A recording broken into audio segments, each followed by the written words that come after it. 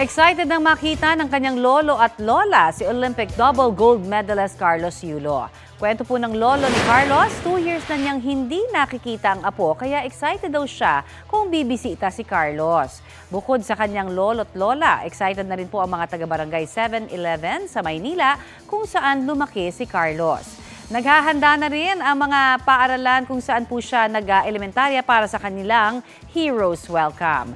Proud din ang mga kapatid ni Olympic bronze medalist Ira Villegas. Nagpasalamat ang kanyang kuya na dati niyang coach dahil ipinagpatuloy ni Ira ang kanilang nasimulan sa boxing. Ang nanay naman ni Olympic bronze medalist Nesty Petesio, proud din sa nakamit ng kanyang anak.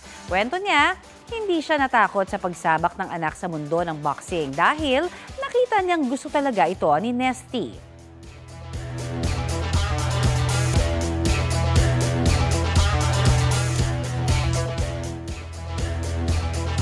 Kapuso, alamin ang maiinit na balita. Bisitahin at mag-subscribe sa GMA Integrated News sa YouTube.